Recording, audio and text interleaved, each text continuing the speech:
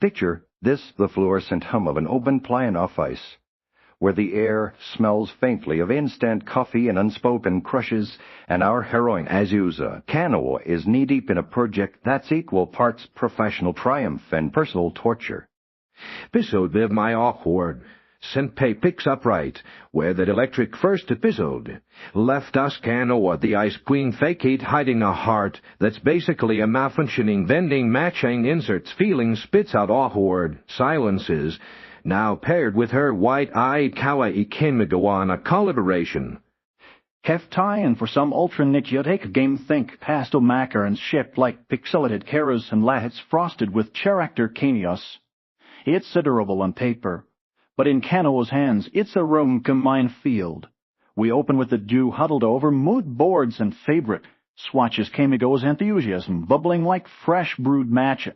He's got that boy next door, charmed lasses, slightly aswa chagrin that could melt server hardware and an uncanny knack for turning Kannawa's curt directives into full-blown brainstorming sessions sent if we had a holographic menace. Like straight out of the game, he beams, oblivious to how his casual proximity is turning her internal monologue into a full-blown panic reel. Kannawa voiced with that perfect pitch of restrained squeak by whoever is channeling her soul shout-out to the casting gods. Nuns, like a bobble hen on a bumpy train, outwardly efficient, proceed inwardly. Oh God, his tie is crooked. Should I fix it? No, that's harassment aboard. The big moments, it like a series of escalating slapstick heart attacks. First, the project, grain their scouting kept locations and Kamegawa's nerdy passion shines as he geeks out over the game's lore, drawing Kannawa into a rare unwarded law. It's that spark, the one where her scary senpai mask slips, revealing the woman who binge-watches rom-coms alone with a tub of ice cream. But then the real fireworks, Kannawa's grand red, disastrously botched plan to bridge the mentor-mentee gap with lunch. Not just any lunch, a casual. Hey, let's grab bentos and bond over our shared love of awkward. Silences invite. She rehearses in the bathroom mirror, like it's a unpiece summit Kamegawa can care to. Partake in midday sustenance cue, the montage of fails that had me cackling into my flat attempt when she blurts out mid-meeting, but it comes off as dismissed for color intake. He thinks it's a performance review. Attempt 2 over coffee refills, she mumbles something about nourishment protocols, and he politely declaims, mistaking it for her policy. By attempt 3, she sweet bullets her inner voice, a whirlwind of self-roast. Great job, Azuz. You've turned want to eat into a corporate. Espionage plot. The episode peaks with a near miss at the vending machine. Kamegawa offers her a snack bar as a peace offering. Their fingers brush and boom frozen. Kannawa red as a tomato in a rom-com fever dream. No confession, no kiss, just the sweet agony of almost wrapped in a bow of mutual obliviousness. Key players, Kannawa's the star, her duality of poised professional and fumbling romantic, a masterclass in character depth. Kamegawa's the perfect foil, earnest, a tad dense, but with enough supple glances to hint he's not entirely immune to her charms. Side characters like their boss, Ija, poppin' for comic relief, dropping cryptic mentor wisdom that only amps up Kannawa's pressure cooker vibes overall. This episode is a cocktail of cringe-comedy and slow burn swoon clocking and ed minutes that feel like a Stalin afternoon with your favorite office crush. It's happening right now in your screen. The stuttered words, the Stalin side eyes, the way the office suddenly feels 10 degrees warmer. If Appa was the meet cute setup, this is the O. No feelings are real escalation, leaving you fist pumping for the chaos ahead. Alright, let's talk visuals, because My Awkward Senpai doesn't just tell a story, it draws you into one with lines that whisper, trust me. This awkwardness is art. Studio Elle making their did, but here leans into a still that's clean, vibrant, and unapologetically slice of life chick. The art direction, chif's kiss. Character designs are where it shines brightest. Kannawa's got that effortless soul, all your with flowing dark hair that catches the light, like she stepped out of a Japopmov and curves that the camera lingers on just enough to feel appreciative without tipping into fan service overkill.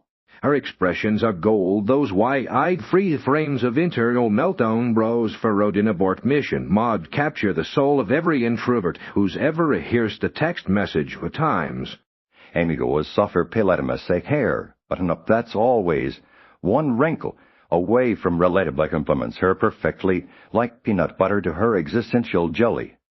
Backgrounds pop with that hyper-detailed Tokyo of ice, aesthetic clutter discs piled with merch prototype city streets alive with salarymen and neon signs reflecting off-rain slick pavement. The collab caf sequences gorgeous. They go full chiba fantasy mod for game-inspired inserts with swirling collars and whimsical animations that make the otaku project feel like a portal to another world. It's gorgeous in its restraints of pastels for tender moments, sharper contrasts for the humor beats, all evoking that cozy con. Warmth, but with an adult edge that said define nudging gently because hated but seasons. It graced the animation fluidity could use a bit more pep in the step.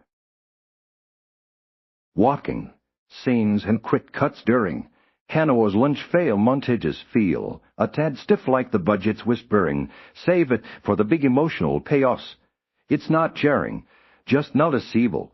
If you're a frame counter, like me a smoother pan here or there couldn't have elevated those heart-flutter close-ups. From sweet to sigh-worthy voice, acting saves the day, the Kannawa nails.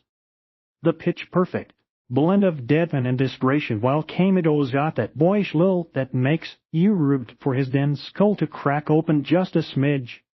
Sound designs on point too subtle of ice chatter underscoring the tension with a jaunty os that swells. Just right for the almost invites overall. It's a visual love letter to awkward hearts gorgeous, where he counts and begging for that seasoned polish.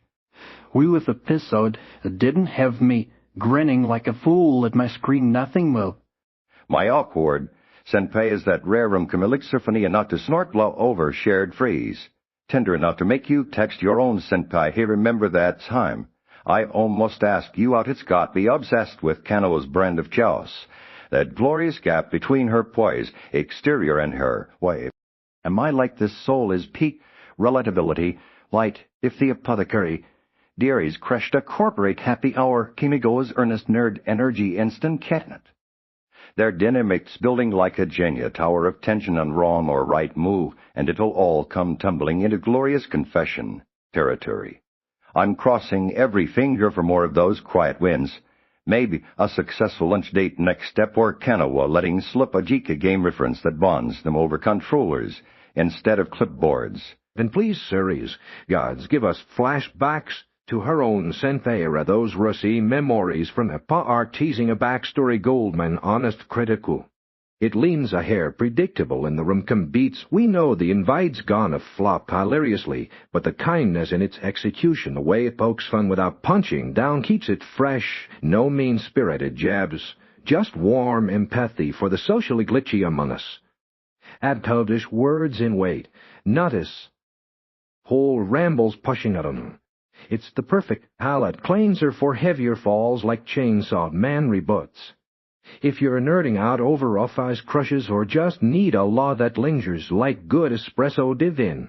Kannawa's Awkward. Army assemble, we're in this for the long haul lunch invites. And all what's your takes, Bill, or I'll assume you're practicing your own epic fail lines.